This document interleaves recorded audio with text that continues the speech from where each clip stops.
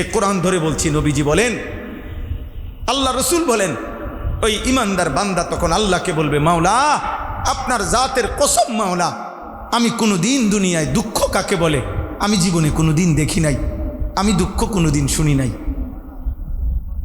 আল্লাহ রসুল বলছে 1 সেকেন্ডের জান্নাতের বাতাস তার 70 বছরের দুনিয়ার কষ্ট ভুলায় দেয়। বিশুদ্ধ হাদিস।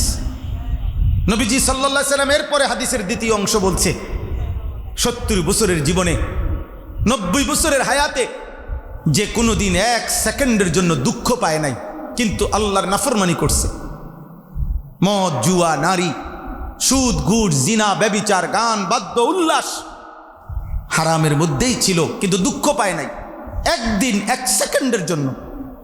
আল্লাহর কসম নবী বলে, আল্লাহ তাআলা সেই বান্দাকেও ডাক দিবে, ফেরেশতাকে বলবে, ওরে জাহান্নামের বাহিরটা ঘুরাইয়া আনো, আর জাহান্নামের দরজা বরাবর 10 সেকেন্ড দাঁড় করাইয়া জাহান্নামের একটা বাতাস যেন গরম তার গায়ে বুকে লাগে নিয়ে আসো। ফেরেশতা এটা করে আল্লাহর সামনে আনবে। হাদিসে আছে নবীজি বলেন আল্লাহ তাআলা ওই নাফরমান বান্দাকে বলবে, আমার বান্দা দুনিয়াটা তো সুখেই কাটাই আসছো না, কোনো দিন তো কোনো দুঃখই পাও নাই। কসম খোদার, নবীজি বলেন ওই নাফরমান বলবে, আল্লাহ দুনিয়ার হায়াতে সুখ কি জিনিস আমি জীবনে কোনোদিন দেখিনি। আল্লাহ নবী সাল্লাল্লাহু আলাইহি সাল্লাম বলেন, জাহান্নামের 10 সেকেন্ডের গরম বাতাস তার 70 বছরের 90 বছরের সুখ ভুলায় দেয়। তুমি ভুল করো না আব্বা, হয়তো তোমারে কেউ বলে নাই, এজন্য নিজের জীবন নিজে নষ্ট করে দিচ্ছ। তোমরা অনেক ছেলে, তোমরাই বলো আব্বা, চুল দেখে যদি না বোঝা যায় তুমি মুসলমান, তুমি কি দিয়া বুঝাচ্ছ তুমি মুসলমান? চেহারা দেখে যদি না বোঝা যায়, সেজদা দিলে যদি না দেওয়া হয়, হালাল হারামের পার্থক্য যদি না থাকে, পাক পবিত্রতা যদি না থাকে, মদ জুয়া নেশা নারী ছবি এতে যদি জীবন ব্যস্ত থাকে, তো মুসলমান চিন্তাম কি দিয়া? ভোটার আইডি কার্ড দিয়া? কথা বলেন না। কবরে ভোটার আইডি কার্ডে তো হিসাব নাকি? কবরের হিসাব কি আইডি কার্ড দিয়া? তো এই আইডি কার্ড তো হয়েছে ফখরুদ্দিনের আমলে না, মা বোঝেন নাই। এই যে একজন মাঝখান দিয়া ছিল যে ফখরুদ্দিন আহমদ, এই ওর আমলে না এই ভোটার আইডি কার্ড হয়েছে। আমি নিজে এগুলোর কাজ করছি, আমরাও ছিলাম এই কেন্দ্র, এক ইউনিয়নের জিম্মাদারি আমাদেরও ছিল, এগুলো আমরাও তো করছি। এই মানুষের তথ্য সংগ্রহ করছি বাড়ি বাড়ি গিয়া। তখন আমি চাকরি করতাম কুমিল্লা মুরাদনগর। তাইলে এই জন্য দয়া করে আজকে এই রাত ফিরে যে কয়জন ছেলে বাবা আপনারা বসছেন, আপনাদের সবার কাছে আমার কথা, গুনাহমুক্ত জীবন, তাকওয়া, কোরবানির শিক্ষা। আল্লাহ তাআলা এই কোরআনে যত ইবাদতের কথা বলছে, আমাদের নবী সাল্লাল্লাহু আলাইহি সাল্লাম যত বন্দিগির কথা বলছে, প্রত্যেক ইবাদত প্রত্যেক বন্দিগি আসমানে পৌঁছার জন্য, আল্লাহর কাছে কবুল হওয়ার জন্য একটা জিনিস বাধ্যতামূলক জরুরি, সেটা হলো তাকওয়া। তাকওয়া, গুনাহমুক্ত থাকা, গুনাহমুক্ত থাকা, গুনাহমুক্ত থাকা, গুনাহমুক্ত থাকা, গুনাহমুক্ত থাকা। এই জন্য যেদিন প্রথম পৃথিবীতে কোরবানি হয়, সেদিন কোরবানি হয়েছে 2টা। পৃথিবীর প্রথম কোরবানি হয়েছে কয়টা? 2টা। হাবিল কাবিলের কোরবানি। প্রথম কোরবানির দিনেই একটা বাদ ফুটছে। কোরবানি হয়েছে মাত্র 2টা, এনে একটা বাদ আর একটা কবুল। তাহলে কিয়ামত পর্যন্ত এটাই চলবে। কোরবানি হবে অনেক, পশু জবাই হবে অনেক, গোস্ত সিদ্ধও হবে, রুটি দিয়া খানাও হবে, বাথরুম টয়লেটে জমাও হবে, কিন্তু আসমানে সব পৌঁছবে না। আসমানে সব কি পৌঁছবে?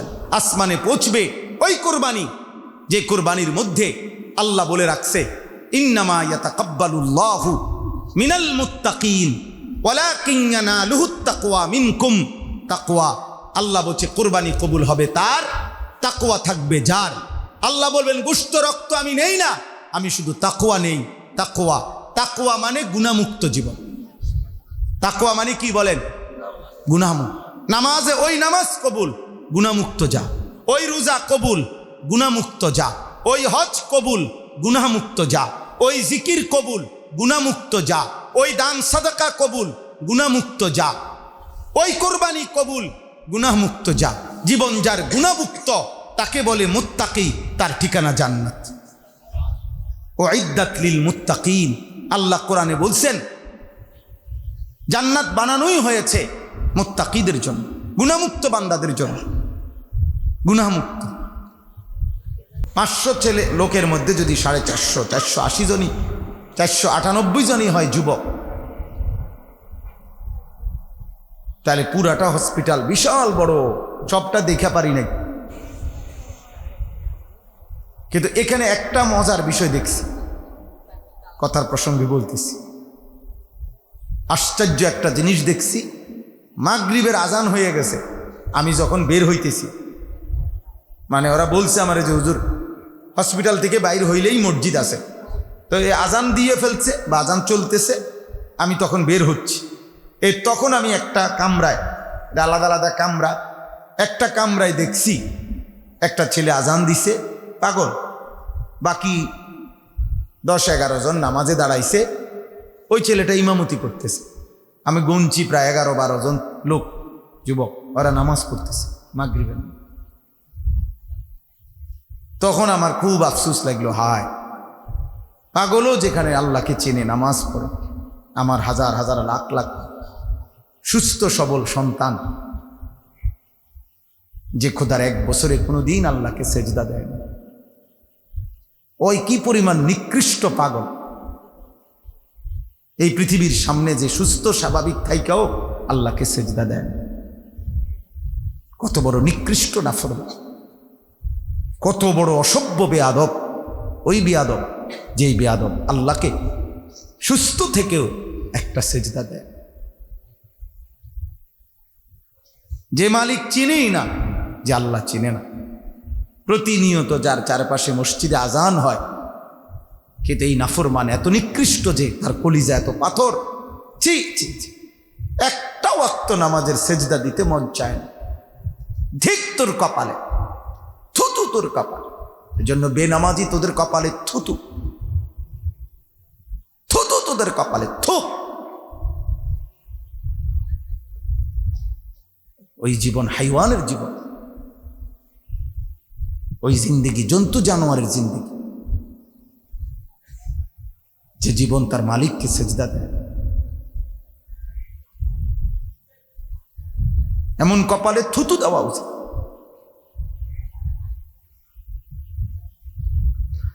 আল্লাহ আমাদেরকে বিবেক দান করেন।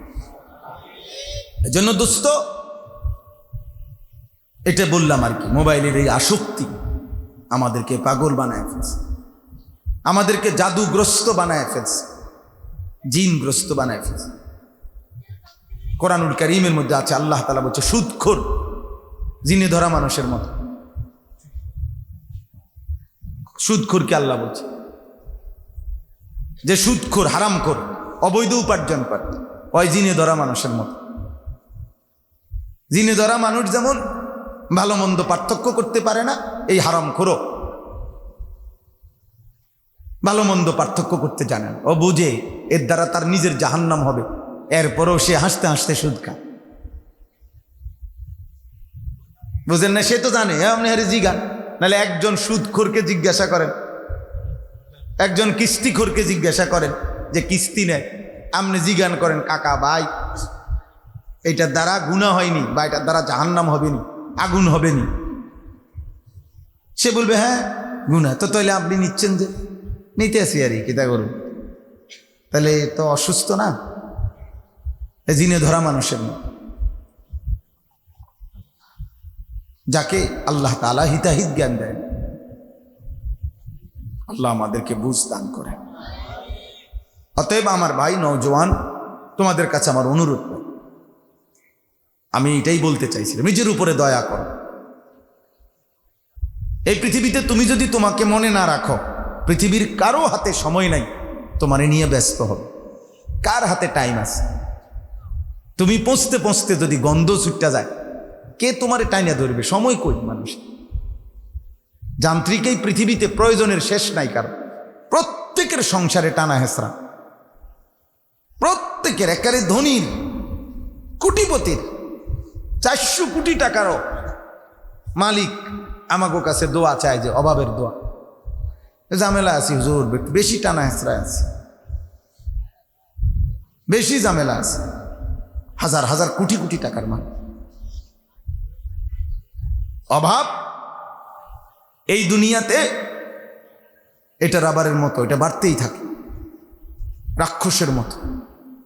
রাক্ষসের চাহিদা কোনোদিন পূর্ণ হয়, দুনিয়ার চাহিদা কোনোদিন পূর্ণ হয়। এটা আল্লাহর ওয়াদা, দুনিয়াতে তৃপ্ত হবে না কেউ কোনোদিন কোনোভাবে, এটা আল্লাহর ওয়াদা। দুনিয়া তৃপ্ত হওয়ার জায়গা নয় আব্বা, দুনিয়া তৃপ্ত হওয়ার জায়গা না। রাসূলুল্লাহ সাল্লাল্লাহু আলাইহি ওয়াসাল্লাম বলছেন, বনি আদমকে যদি একটি উহুদ পাহাড় পরিমাণ স্বর্ণ দেওয়া হয়, উহুদ পাহাড় 8.5 কিলোমিটার লম্বা, আরবের সবচেয়ে উঁচু পাহাড়ের একটি উহুদ পাহাড়।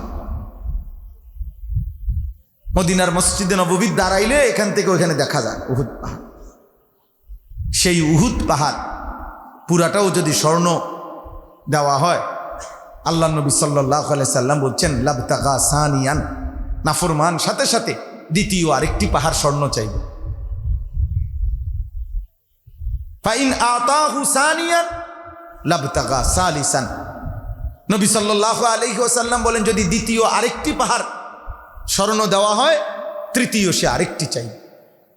এরপরে আল্লাহর নবী বলেন, লা ইয়ামলা আফাহু ইল্লা তুরাব, হে বনি আদম মনে রেখো, দুনিয়া লুবির মুখ কিংবা পেট দুটোটাই বর্ণনা আছে, ভরবে না, তৃপ্ত হবে না, ইল্লা তুরাব, কবরের মাটি ছাড়া।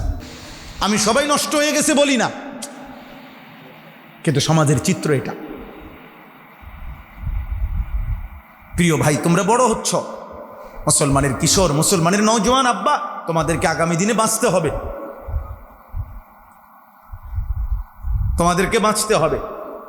92% মুসলমানের বাংলাদেশে 3 লক্ষের চাইতে বেশি মসজিদে, 3 লক্ষের চাইতে বেশি মসজিদে প্রতিদিন আজান হয় বাংলাদেশে। 3 লক্ষ মসজিদ যেই বাংলাদেশে আজান হয়, 92%-এর চাইতে বেশি মুসলমান যেই বাংলাদেশে, এত লক্ষ মসজিদ মাদ্রাসা, এত দাড়ি টুপিওয়ালা মানুষ থাকা সত্ত্বেও একটা ছেলে হলেও ভাইবো বাবা, যেই মাতৃভূমিতে 8 বছরের কন্যা, 8 বছরের ছোট্ট বোন ধর্ষিতা হয়, শরীর টুকরা হয়ে যায়, তার কল্লা তার দেহ থেকে যদি ছিন্ন করে দেওয়া হয়, এই মেয়েটা যদি আল্লাহর কাছে গিয়া বলে, মাওলা আমি বাংলাদেশ থেকে আসছি, যে দেশে 92% মুসলমান, যে দেশে 3 লক্ষ মসজিদে আজান হয়, যে দেশে হাজারো পীর আউলিয়া বুজুর্গের মাতৃভূমি, আমি সেই বাংলাদেশ থেকে আসছি, আমার 8 বছর বয়সে যে আমার ইজ্জত রক্ষা করতে পারি নাই, আমার জান বাঁচাইতে পারি নাই, মাওলা আমার 2 টুকরা করে ফেলছে। তাহলে এত হাজার লক্ষ যুবক আমরা বেঁচে থাকতে আমাদের জবাব কি হবে? আল্লাহ যদি জিজ্ঞেস করে, আব্বা বলো ভাই, একটা ছেলে ভাবো, আর আগামী দিনে তোমাদের ছোট বোন যারা আছে তাদের ইজ্জতের নিরাপত্তা কোথায়? তোমাদের ছোট বোন যাদের কন্যা আছে ছোট, আপনাদের মেয়েদের নিরাপত্তা কোথায় আব্বা? আপনাদের সমাজ, আপনারা একজন বুঝের মানুষ, আপনারা দাঁড়াইয়া এখন দাঁড়াইয়া দেখেন আপনাদের ছেলে পেলেদের চুলের অবস্থা কি, চেহারার অবস্থা কি। তোমরা একটা ছেলে আব্বা, কলিজায় যদি মানুষ হয়ে থাকো, রক্তে যদি ঈমানের ফোঁটা থাকে, কোন পবিত্র মার যদি দুধ পান করে থাকো, তোমরা দাঁড়াইয়া দেখো তোমাদের ভাইয়েরা, তোমাদের সমবয়সীদের হালাত কি দেখো। তাহলে এই সমাজে এরা বড় হইতেছে, তো এই বয়সী মেয়েরাও তো বড় হইতেছে। তো তোমরা যদি 24 ঘন্টা নারী আর ছবি, অশ্লীল আর উলঙ্গ দৃশ্যে পাগল কুত্তার মতো হয়ে যাও, তো তোমাদের বোনের নিরাপত্তা কোথায়? তোমাদের মেয়ের নিরাপত্তা কোথায়?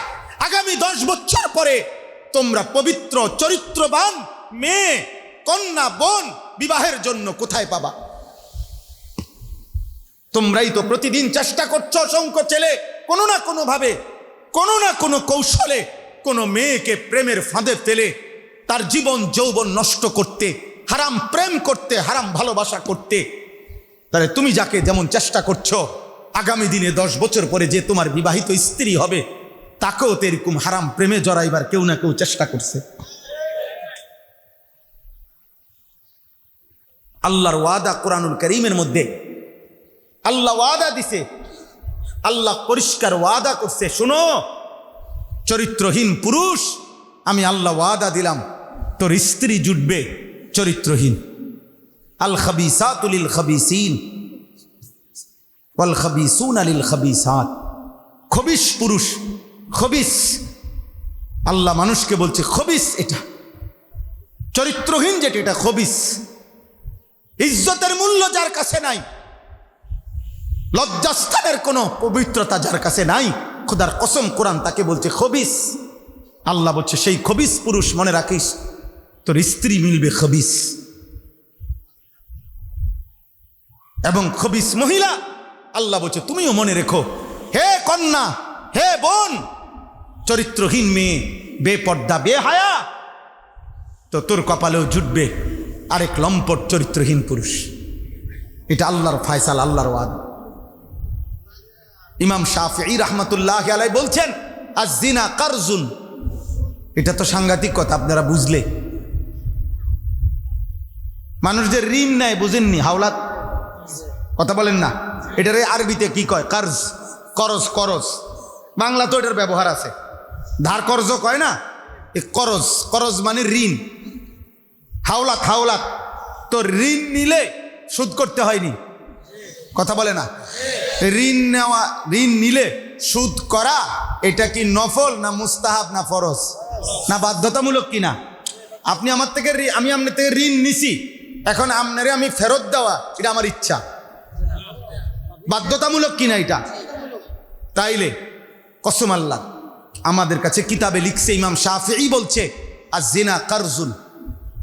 হে মুসলমান পুরুষ, তিনি বলছে তোমরা যেই জিনা করো, ব্যভিচার করো, নারীর সাথে হারাম যে কাজ করো, খোদার কসম তিনি বলছে এটা যেন তুমি ঋণ নিলা, করজ নিলা, হাওলাত নিলা, তিনি বলছে নিশ্চিত মনে রেখো তোমার পরিবারের আপনজন কাউকে দিয়ে ভবিষ্যতে যদি তওবা না করো, যদি আল্লাহ মাফ না করে, খোদার কসম তোমার পরিবারের কাউকে দিয়ে সে ঋণ শোধ দিতে হবে।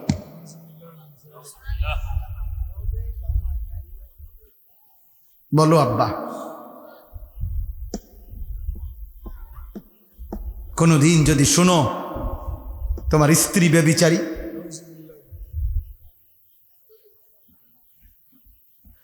তোমার বোন ব্যভিচারী,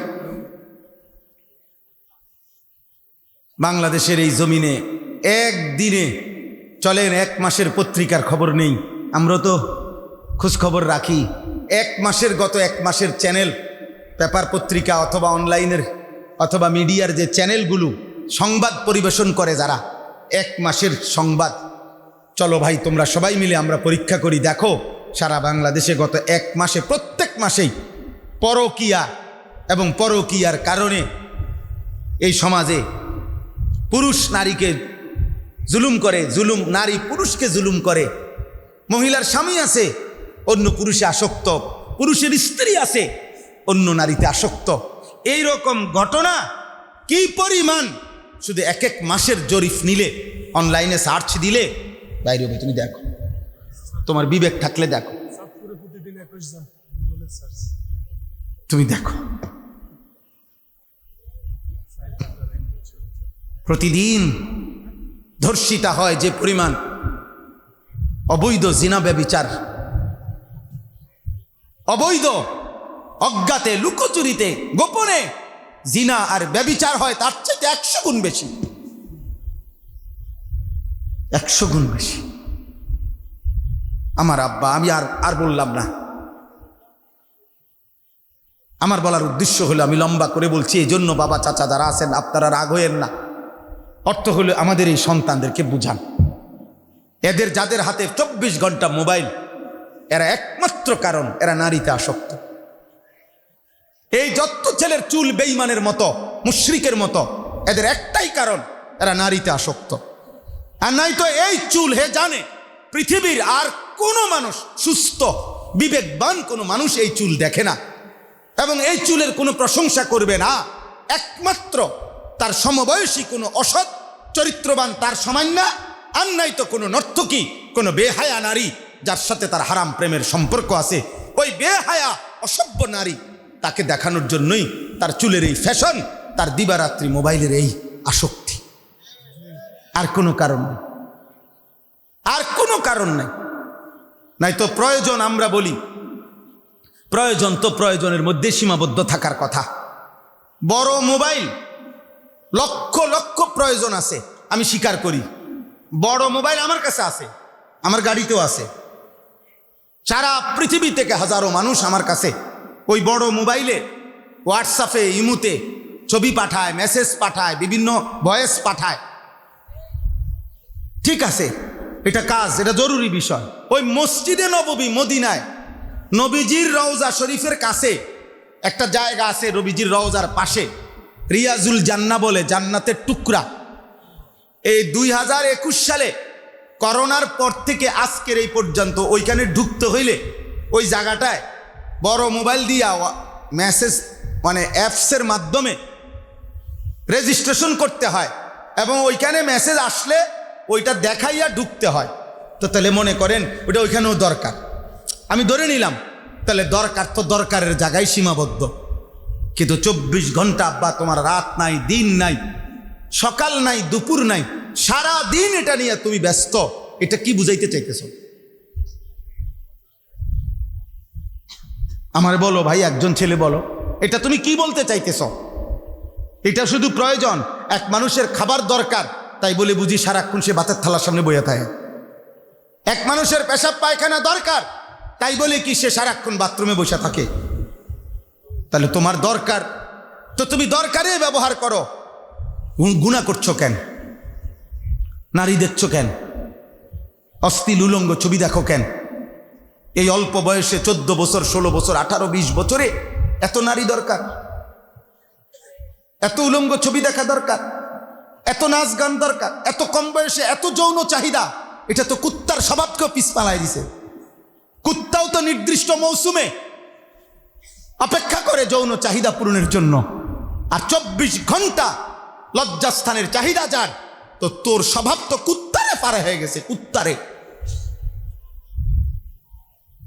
তোর স্বভাব তো কুত্তারে পিছে ফেলাই দিছে। যার সারাক্ষণ নারী দেখতে মন চায়, অশ্লীল ছবি দেখতে মন চায়, তোর আখলাক তো কুত্তার আখলাক পিছায় গেছে বেটা।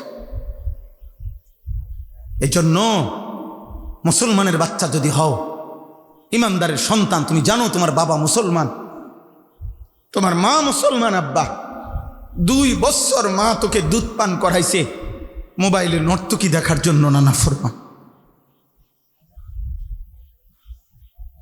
9 মাস তোর মা তোকে পেটে ধারণ করছে তোর উলঙ্গ ছবি দেখার জন্য না। ছি ছি ছি বেটা, ছেড়ে দাও আব্বা, ছেড়ে দাও। সমবয়সীদের ওই যে পিছনে মাশাআল্লাহ 2 জন হাসতেছে। হ্যাঁ, তুমি পিছনে মাথা ঘুরাইছো আব্বা, তুমি মনে করছো তুমি আমি বুঝি নাই আব্বা। হা, অসৎ। আখলাক শেখো, আখলাক শেখো। ও বুঝছে, আমারে কয়,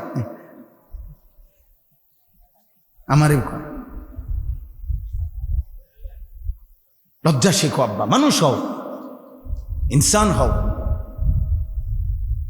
আজকে দুশ্মন আমাদেরকে বুঝাইছে আমাদের জীবনের উদ্দেশ্য হলো অর্থ উপার্জনকারী একটি প্রাণী হওয়া।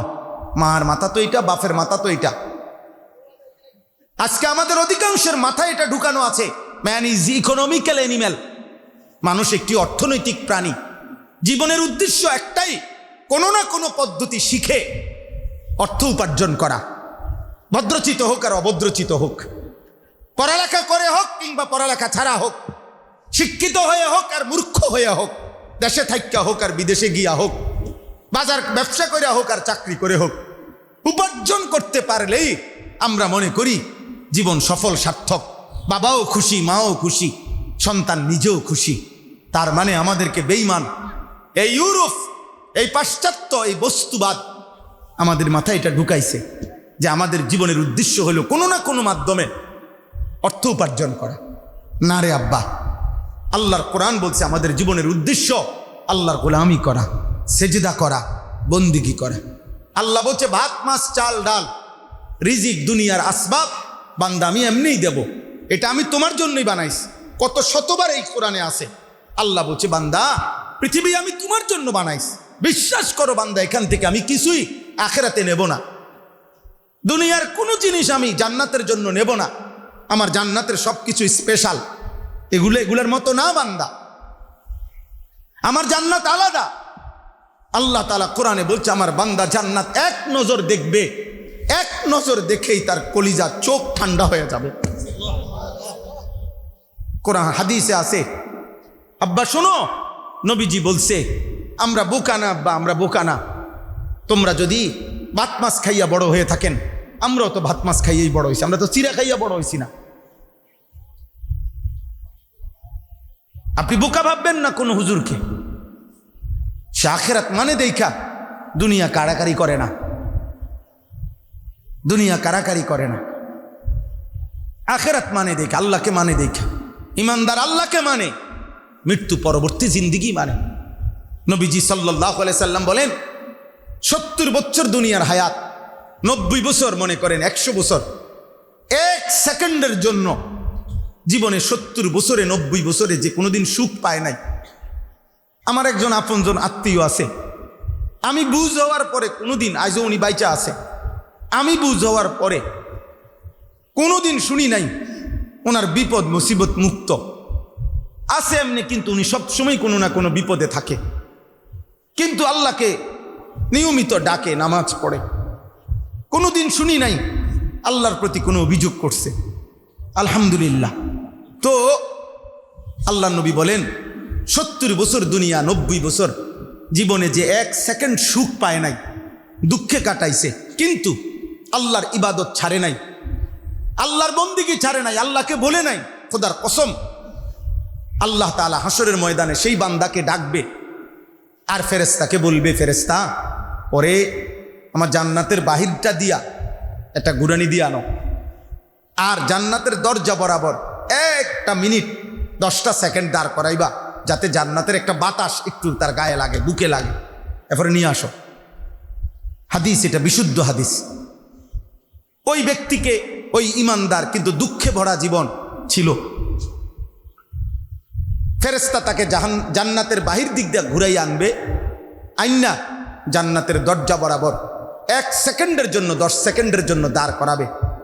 জান্নাতের ভিতর থেকে একটা ঠান্ডা মৃদু বাতাস আল্লাহর সেই ইমানদার বান্দার বুকে আইসা লাগবে।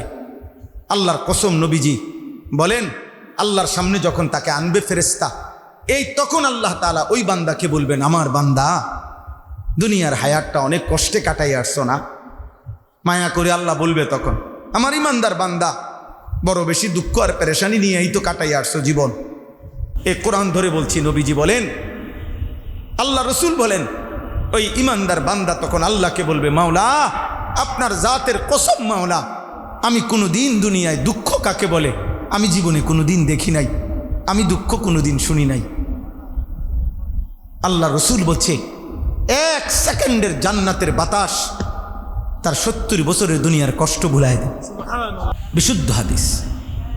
নবীজি সাল্লাল্লাহু আলাইহি সাল্লাম এরপরে হাদিসের দ্বিতীয় অংশ বলছে 70 বছরের জীবনে, 90 বছরের হায়াতে যে কোনোদিন 1 সেকেন্ডের জন্য দুঃখ পায় নাই, কিন্তু আল্লাহর নাফরমানি করছে, মদ জুয়া নারী সুদ ঘুষ জিনা ব্যভিচার গান বাদ্য উল্লাস হারামের মধ্যেই ছিল, কিন্তু দুঃখ পায় নাই একদিন 1 সেকেন্ডের জন্য। আল্লাহর কসম নবী বলে আল্লাহ তাআলা সেই বান্দাকেও ডাক দিবে, ফেরেশতাকে বলবে, ওরে জাহান্নামের বাহিরটা ঘুরাইয়া আনো, আর জাহান্নামের দরজা বরাবর 10 সেকেন্ড দাঁড় করাইয়া জাহান্নামের একটা বাতাস যেন গরম তার গায়ে বুকে লাগে, নিয়ে আসো। ফেরেশতা এটা করে আল্লাহর সামনে আনবে। হাদিসে আছে নবীজি বলেন আল্লাহ তাআলা ওই নাফরমান বান্দাকে বলবে, আমার বান্দা দুনিয়াটা তো সুখেই কাটাই আসছো না, কোনো দিন তো কোনো দুঃখই পাও নাই। কসম খোদার, নবীজি বলেন ওই নাফরমান বলবে, আল্লাহ দুনিয়ার হায়াতে সুখ কি জিনিস আমি জীবনে কোনোদিন দেখিনি। আল্লাহ নবী সাল্লাল্লাহু আলাইহি সাল্লাম বলেন, জাহান্নামের 10 সেকেন্ডের গরম বাতাস তার 70 বছরের 90 বছরের সুখ ভুলায় দেয়। তুমি ভুল করো না আব্বা, হয়তো তোমারে কেউ বলে নাই, এজন্য নিজের জীবন নিজে নষ্ট করে দিচ্ছ। তোমরা অনেক ছেলে, তোমরাই বলো আব্বা, চুল দেখে যদি না বোঝা যায় তুমি মুসলমান, তুমি কি দিয়া বুঝাচ্ছ তুমি মুসলমান? চেহারা দেখে যদি না বোঝা যায়, সেজদা দিলে যদি না দেওয়া হয়, হালাল হারামের পার্থক্য যদি না থাকে, পাক পবিত্রতা যদি না থাকে, মদ জুয়া নেশা নারী ছবি এতে যদি জীবন ব্যস্ত থাকে, তো মুসলমান চিন্তাম কি দিয়া? ভোটার আইডি কার্ড দিয়া? কথা বলেন না। কবরে ভোটার আইডি কার্ডে তো হিসাব নাকি? কবরের হিসাব কি আইডি কার্ড দিয়া? তো এই আইডি কার্ড তো হয়েছে ফখরুদ্দিনের আমলে না, মা বোঝেন নাই। এই যে একজন মাঝখান দিয়া ছিল যে ফখরুদ্দিন আহমদ, এই ওর আমলে না এই ভোটার আইডি কার্ড হয়েছে। আমি নিজে এগুলোর কাজ করছি, আমরাও ছিলাম এই কেন্দ্র, এক ইউনিয়নের জিম্মাদারি আমাদেরও ছিল, এগুলো আমরাও তো করছি। এই মানুষের তথ্য সংগ্রহ করছি বাড়ি বাড়ি গিয়া। তখন আমি চাকরি করতাম কুমিল্লা মুরাদনগর। তাইলে এই জন্য দয়া করে আজকে এই রাত ফিরে যে কয়জন ছেলে বাবা আপনারা বসছেন, আপনাদের সবার কাছে আমার কথা, গুনাহমুক্ত জীবন, তাকওয়া, কোরবানির শিক্ষা। আল্লাহ তাআলা এই কোরআনে যত ইবাদতের কথা বলছে, আমাদের নবী সাল্লাল্লাহু আলাইহি সাল্লাম যত বন্দিগির কথা বলছে, প্রত্যেক ইবাদত, প্রত্যেক বন্দিগি আসমানে পৌঁছার জন্য, আল্লাহর কাছে কবুল হওয়ার জন্য একটা জিনিস বাধ্যতামূলক জরুরি, সেটা হলো তাকওয়া। তাকওয়া, গুনাহমুক্ত থাকা, গুনাহমুক্ত থাকা, গুনাহমুক্ত থাকা, গুনাহমুক্ত থাকা, গুনাহমুক্ত থাকা। এই জন্য যেদিন প্রথম পৃথিবীতে কোরবানি হয়, সেদিন কোরবানি হয়েছে 2টা। পৃথিবীর প্রথম কোরবানি হয়েছে কয়টা? 2টা। হাবিল কাবিলের কোরবানি। প্রথম কোরবানির দিনেই একটা বাদ ফুটছে। কোরবানি হয়েছে মাত্র 2টা, এনে একটা বাদ আর একটা কবুল। তাহলে কিয়ামত পর্যন্ত এটাই চলবে। কোরবানি হবে অনেক, পশু জবাই হবে অনেক, গোস্ত সিদ্ধও হবে, রুটি দিয়া খানাও হবে, বাথরুম টয়লেটে জমাও হবে, কিন্তু আসমানে সব পৌঁছবে না।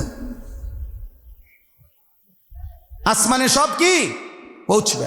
আসমানে পৌঁছবে ওই কোরবানি, যে কোরবানির মধ্যে আল্লাহ বলে রাখছে, ইন্নামা ইয়াতাকাব্বালুল্লাহু মিনাল মুত্তাকিন ওয়ালাকিন ইয়ানালুহুত তাকওয়া মিনকুম। তাকওয়া, আল্লাহ বলছে কোরবানি কবুল হবে তার, তাকওয়া থাকবে যার। আল্লাহ বলবেন গোশত রক্ত আমি নেই না, আমি শুধু তাকওয়া নেই। তাকওয়া, তাকওয়া মানে গুনাহমুক্ত জীবন। তাকওয়া মানে কি বলেন? গুনাহমুক্ত। নামাজে ওই নামাজ কবুল, গুনাহমুক্ত যা। ওই রোজা কবুল, গুনাহমুক্ত যা। ওই হজ কবুল, গুনাহমুক্ত যা। ওই জিকির কবুল, গুনাহমুক্ত যা। ওই দান সাদাকা কবুল, গুনাহমুক্ত যা। ওই কোরবানি কবুল, গুনাহমুক্ত যা। জীবন যার গুনাহমুক্ত তাকে বলে মুত্তাকি, তার ঠিকানা জান্নাত। উইদ্দাত লিল মুত্তাকিন, আল্লাহ কোরআনে বলছেন জান্নাত বানানোই হয়েছে মুত্তাকিদের জন্য, গুনাহমুক্ত বান্দাদের জন্য, গুনাহমুক্ত। অতএব আল্লাহ তাআলা কোরআনে এটা স্পষ্ট বলছেন, বান্দা গুনাহ মুক্ত থাকতে হবে। গুনাহমুক্ত থাকার 2 সূরত। এক হলো সর্বাত্মক চেষ্টা করা গুনাহ যেন না হয়। দ্বিতীয় সূরত, যখনই গুনাহ হয়ে যায় অ্যাক্সিডেন্টলি, সাথে সাথে ইস্তেগফার এবং তাওবা করে পুনরায় আবার নেক আমল শুরু করা। পিছলা খাবেই, পিছলা খাবেই না, আবার ঘুরে দাঁড়াইতে হবে। এক হলো গুনাহ হওয়া, আরেক হলো গুনাহ করা। একটা হলো গুনাহ হয়ে গেছে, সেটা আমারও হবে আপনারও হবে। আরেকটা হলো লাগাতার নিয়ম মাফিক গুনাহ করা। এটা শুধু গুনাহ হচ্ছে না, সে ইচ্ছে করে ঠান্ডা মাথায় গুনাহ করছে। একজন মুসলমান বাবা বলেন 365 দিনে একদিনও, খোদার একটা বছরে একদিনও ফজরের নামাজ পড়লো না, যেই নাফরমান, এ কি শুধু গুনাহ হচ্ছে না করছে? কি মনে হয়? এটা কি মনে হয় 365 দিনে খোদার এক বছরে তুমি একদিনও ফজরের নামাজ পড়বা না? এটা মুসলমান? মুসলমান 30 বছর সুদ খায়,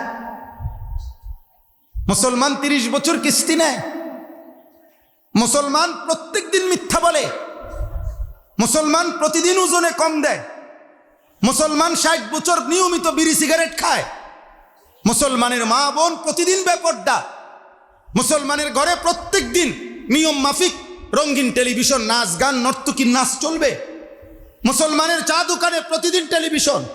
এটা শুধু গুনাহ? কথা বলে না, এটা শুধু গুনাহ? বলো ভাই, এটা কি পিছলা খাওয়া হইল? এটা তো কাদার মধ্যে পড়েই রইলা। এটা তো শুধু পিছলা খাইলা না, পিছলা খাইলে তো উঠে দাঁড়াইতা। তুমি তো ইচ্ছা করেই কাদার মধ্যে, ফ্যাকের মধ্যে, ইচ্ছা করেই নাফাকের মধ্যে পড়ে রইল। নাউজুবিল্লাহ। এই জন্য গুনার ধারাবাহিকতা মানুষের কলিজার থেকে ঈমান বের করে দেয়। গুনার ধারাবাহিকতা মানুষকে আল্লাহ ভুলায় দেয়। নাউজুবিল্লাহ। আর আল্লাহ যদি কোরআনে আছে, আল্লাহ যদি কারো প্রতি প্রচন্ড নারাজ হয়, বেশি নারাজ হয়, খোদার কসম আল্লাহ বারবার বলছে, আল্লাহ বলেন, বন্ধু আপনারে বললাম মনের ইচ্ছা মতো যে চলে, ধারাবাহিক চলতে থাকে, আমার কথা আমার হুকুম যে টোটালি পাত্তা দেয় না, বিশ্বাস করেন আল্লাহ বলেন একদিন আমি নিজেই তাকে পথভ্রষ্ট করে দেই, তার কানে এবং অন্তরে মোহর মেরে দেই, চোখে আমি পর্দা ফেলে দেই। এবার বলেন বন্ধু, আমি ছাড়া তাকে হেদায়েত দিবে কি? ফামান ইয়াহদিহি মিন বাদিল্লাহ। এই আমার আয়াতগুলোর মূল বক্তব্য এটা। আর অল্প একটু, আর 10টা মিনিট লাগবে না, আমি আপনাদের কাছে বুঝাইতে চাই। আর একটু সবর করেন, এই শেষ করে দিচ্ছি। গুনাহমুক্ত জীবন এভাবে আপন ভোলা করে দেয়, সে আর তখন বুঝেও পায় না, তার আর কখনো এহসাসে আসে না। ধারাবাহিক গুনাহ। এই জন্য ছেলেরা, বাবারা, যাদের যেই গুনার অভ্যাস, এটাকে লম্বা হইতে দিয়েন না। গুনাহ হবে, আমি বলি না আপনার আমার কারো গুনাহ হবে না, আমারও গুনাহ, আপনারও গুনাহ। গুনাহ আব্দুল কাদের জিলানিরও আছে, গুনাহ বাইজিদ বুস্তামিরও আছে। কিন্তু প্রশ্ন হইল, ওই আল্লাহর ওলিরা যখনই গুনাহ হইছে তখনই আবার তওবা করে ইস্তেগফার করে আগের মতো ফিরে আসছে, আল্লাহর ইবাদতের মধ্যে লেগে গেছে। যেমন একটা ছোট্ট উদাহরণ দিলে বুঝবেন। হযরত বেলাল রাদিয়াল্লাহু তাআলা নূর ব্যাপারে প্রসিদ্ধ ছিল যে হযরত বেলালের একটা সিফাত ছিল। নবীজি জিজ্ঞেস করছে, বেলাল, মেরাজে আমি গেলাম, তোমার পায়ের আওয়াজ শুনলাম, জান্নাতে হাঁটতেছো তুমি, কেন? তোমার কি আমল যে আমলের কারণে তুমি জমিনে তোমার পায়ের আওয়াজ শোনা যায় জান্নাতে? হযরতে বেলাল বলছে, ইয়া রাসূলুল্লাহ, আমার তেমন কোনো আমল নাই, অতিরিক্ত যা আপনি শিখাইছেন তাই তো করতেছি। তবে একটা জিনিস ইয়া রাসূলুল্লাহ আমি খুব যত্নের সাথে খেয়াল করি যে আমি সর্বদাই অজু অবস্থায় থাকি, অজুবিহীন থাকি না। আল্লাহ রাসূল সাল্লাল্লাহু আলাইহি ওয়াসাল্লাম বলছে, হ্যাঁ বেলাল, এটাই সেই কারণ, এটাই সেই কারণ। এখন প্রশ্ন হইল, এই কথা তো আপনি বুঝছেন যে বেলাল সর্বদা কি অবস্থায় থাকে, তাহলে বুঝাই গেল উনি পেশাব পায়খানা করে না। না না, তাহলে সর্বদা অজু অবস্থায় থাকে কেন? বুঝা গেল কি, যখনই তিনি এই জরুরতের কারণে অজু ভাঙে ওনার, তো পুনরায় সাথে সাথে আবার কি করে নেয়, যে অজু ভাঙ্গার পর আবার তৎক্ষণাৎ অজু করে নেয়। এ যদি একদিনে তার 10 বারও অজু ভাঙ্গে, তারপরে যদি 10 বারই সে অজু করে ফেলে, তো তাকে এটাই ধরা হয় যে সর্বদা সে অজু অবস্থায় থাকে।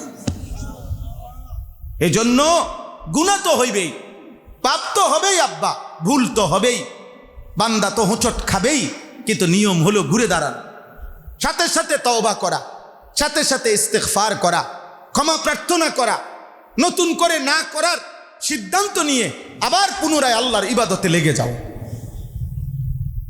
এই কথাটাই এইখানে আমি যে পড়ছি 5টা আয়াত, এর মূল বক্তব্য এটা। ওয়া আনিস্তাগফিরু রাব্বাকুম সুম্মা তুবু ইলাইহি। আমি এই কথাটা বলার জন্যই, এই কথাটা আজকে নওজোয়ান ভাই অনুরোধ করছি, ভাই, প্রিয় ভাই, আর যদি কোনোদিন আসতে না পারি, একবারই আসলাম আব্বা, তোমরা মহব্বত করে অনেক ছেলে আসছো, আমি তোমাদের এই মহব্বতকে কদর করি আব্বা, এই ভালোবাসাকে কদর করি। জিন্দিগির কোনো রাত দিন নাই আব্বা, প্রতিদিন বলতে থাকি, প্রতিদিন বলতে থাকি। ঈদের আগের দিনও বুধবার রাত্রে এশার নামাজের পরে আমি বয়ান করছি, ঈদের পরের দিনও আমি বয়ান করছি, ঈদের দিনও আমি প্রায় 1.5 ঘন্টা ঈদগাহ মাঠে বয়ান করছি। ঈদের আগের দিন বুধবার রাত্রে আমি যখন বয়ান করি, পরের দিন সকালবেলা কোরবানি, সর্বোচ্চ 20 থেকে 25 জন মানুষ ছিল যেই মসজিদে আমি বয়ান করছি। সকালে ঈদ, কিন্তু আমি তারপরও প্রায় 1 ঘন্টা 1.5 ঘন্টা বলার চেষ্টা করছি, কারণ আমি আগেই বলছি আমি সংখ্যা বুঝি না, আমি বুঝি আমার সওয়াব দরকার, আমার নেকি দরকার। 20 জন কিংবা 20,000 এটা কোনো বিষয় না। আমরা রাত দিন বলতে চাই তোমাদের কাছে, মদের আড্ডা, জুয়ার আড্ডা, নারীর আড্ডা, অসৎ বন্ধুদের আড্ডা আব্বা, এটা শয়তানের আড্ডা।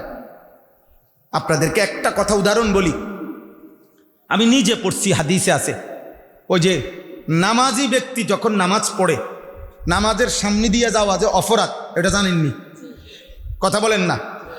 এই যে অপরাধটা, আশ্চর্য হবেন শুনলে, ছেলেরা তোমরাও শোনো ভাই, এই নামাজি ব্যক্তির সামনে দিয়া যদি কেউ যায়, নবীজি বলছে তুমি সূত্রা দিবা আগে, মানে আগে সামনে কিছু দিবা, যদি এরপরও সে যায় তুমি তাকে হাত দিয়া বাধা দিবা। আল্লাহ নবী বলছেন যদি হাতের বাধা মানতে না চায়, জোর করে, মানে হাতের সর্বোচ্চ শক্তি দিয়া হলো তারে ফিরাইবা। আচ্ছা, এখানে একটা শব্দ আছে, আশ্চর্য এই শব্দ, এটা যে লোকটা এই নামাজি ব্যক্তির সামনে পার হয়, চলে যাচ্ছে চাচ্ছে, নবীজি তাকে বলতেছে যে তুমি তারে জোর করে হলো ফিরাও। কেন? আল্লাহ নবী, খোদার কসম নবী বলছে ফা ইন্নামা হুয়া শাইতানুন, হাদিস নবীজি বলছে যে সামনে যে যাইতেছে কাছে এটা, এতে শয়তান, এতে শয়তান। এই ন্যূনতম এই অপরাধটা, যে একটা লোক শুধু নামাজের সামনে দিয়ে কি যাইতেছে গা, তারে নবী কি বলছে? আরে কথা বলে না তো বেনামাজি ওই নাফরমানতে কিতা, মদখোর সে কি, নেশাখোর কি, গাঞ্জাখোর কি, ফুট্টাখোর বাবা করতে কি,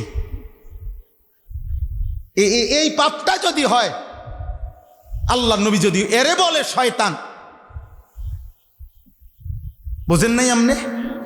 তো এটা তো ওই মদ, জুয়া, নারী, ছবি, সুদ, কিস্তি, বেপর্দা, এরপরে গালি গালাজ, মন্দ সন্দ, এগুলোর তুলনা এটা কোনো গুনাহ, এটা তো সামান্য বিষয় না।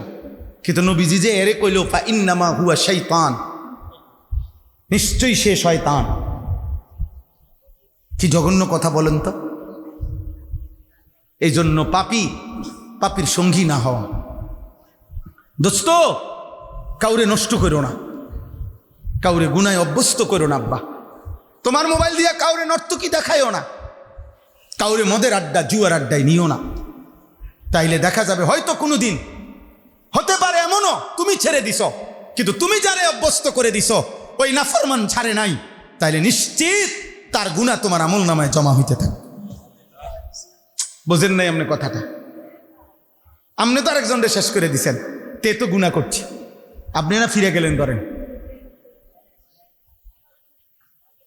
আল্লাহ আমাদেরকে হেফাজত করেন, আল্লাহ আমাদেরকে হেফাজত করেন। আমি একটা হাদিস শুনাই, আমার কাছে তাফসির আছে, আরবি তাফসির, আরব দেশের বিখ্যাত তাফসির আর তাফসিরুল মুনির, ওই তাফসিরের মধ্যে আছে সূরা নূরের তাফসিরে আল্লাহ নবী সাল্লাল্লাহু আলাইহি সাল্লাম বলেন মান জানা ওয়া শারিবাল খামরা। শোনো ভাই, বাবাও শোনেন, আপনারা আপনাদের ছেলেকে বুঝায়েন। আল্লাহ নবী বলেন যে জিনা করে, মানে নারীর সাথে হারাম কাজ করে, 2 ওয়া শারিবাল খামরা, মদ পান করে, নেশা করে, এ কয়টা পাপ?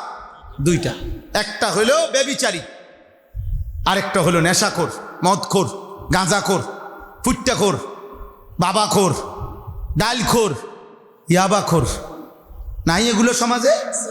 আল্লাহ নবী কসম, আল্লাহ নবী বলেন এ 2 পাপী যখন পাপ করতে রওনা দেয়, খোদার কসম নবী বলেন আল্লাহ তাআলা তার কলিজার থেকে ঈমান খুলে রেখে দেয়।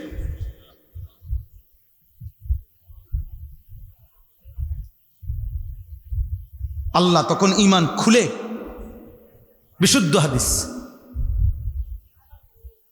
নবীজি বলছেন নাযা আল্লাহু মিন কলবিহিল ঈমান কামা ইয়াখলাউল ইনসানু আল কামিসা মিন রাসিহি। নবীজি উদাহরণ দিয়ে বলছে মানুষ যেমন গায়ের জামা খুলে ফেলে, আল্লাহ তাআলা ওই নাফরমানের কলিজার থেকে ঈমান এমন খুলে ফেলে। আল্লাহ বলে নেশা করে, এদিকে কই যাচ্ছিস? নেশা, দাঁড়া দাঁড়া, আমার ঈমান আমার দিয়ে যা, যা যা বেঈমান, এখন যা, আমার ঈমান দিয়ে যা।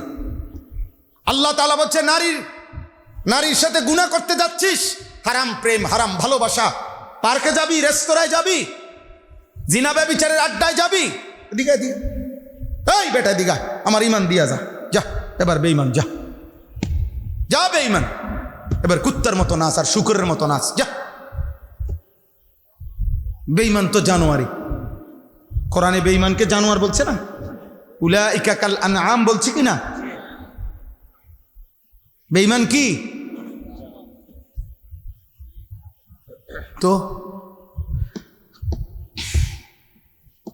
হযরত আবু দারদা একজন বিখ্যাত সাহাবী নবীজির সাল্লাল্লাহু আলাইহি সাল্লাম, নবীজির আবু দারদা রাদিয়াল্লাহু তাআলা আনহু, তিনি বলছেন আমার নবী আমার এই স্পেশালি আলাদা একদিন তিনটা ওসিয়ত করছে, তিনটা উপদেশ দিছে। এক, লা তুশরিক বিল্লাহ ওয়া ইন কুত্তি'তা আও হুররিকতা। আবু দারদা, তোমারে যদি জবাই করে ফেলে, তোমারে যদি আগুনে পোড়াইয়াও ফেলে, তবু আল্লাহর সাথে শিরিক করো না। প্রয়োজনে তোমারে জবাই করে ফেলুক, প্রয়োজনে তোমারে আগুনে পোড়ায় ফেলুক, এই এক, কি করো না? দুই, লা তাতরুকিস সালাতা মুতাআম্মিদান মাকতুবাতান। ইচ্ছা করে কোনো ফরজ নামাজ ছেড়ে দিও না।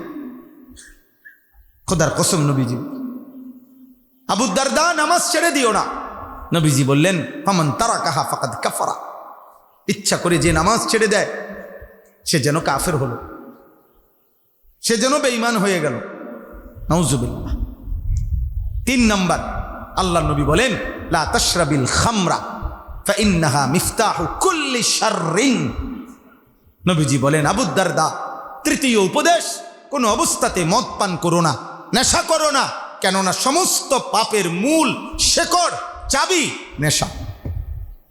এই জন্য প্রত্যেক নেশাখোর ব্যভিচারী, প্রত্যেক নেশাখোর মিথ্যাবাদী, প্রত্যেক নেশাখোর সমাজে বিশৃঙ্খলা সৃষ্টিকারী। যে নেশা করে সে জিনাও করে, যে নেশা করে সে সন্ত্রাসীও করে, যে নেশা করে সে চাঁদাবাজিও করে, যে নেশা করে সে ডাকাতিও করে, যে নেশা করে সে খুনও করে, যে নেশা করে তার কাছে মানুষ আর কুকুরে কোনো পার্থক্য থাকে না। এই জন্য ফিরো আব্বা, ফিরো আল্লাহর দিকে, ফিরো আল্লাহর দিকে ফিরো। শেষ আমার কথা, ওয়া আনিস্তাগফিরু রাব্বাকুম সুম্মা তুবু ইলাইহি। এই কথাটাই বলার জন্য বরকতানা আয়াতগুলো পড়ছি, কিন্তু এটা মূল উদ্দেশ্য। আল্লাহ বলছে আমার বান্দা গুনাহ থেকে ক্ষমা প্রার্থনা করো আর ইবাদতের মাধ্যমে আমার কাছে ফিরে আসো। ইস্তেগফার মানে গুনাহ থেকে ক্ষমা প্রার্থনা করো। কি কইছি কন্ত? আর তওবা মানে হলো নতুন করে ইবাদত শুরু করে, পুনরায় ইবাদত শুরু করে আমার কাছে ফিরে আসো, এলো মূল অর্থ। এজন্য কিতাবের মধ্যে আছে আল ইস্তিগফারু বিলা ইকলাইন আনিজ যামবি তাওবাতুল কাযযাবিন।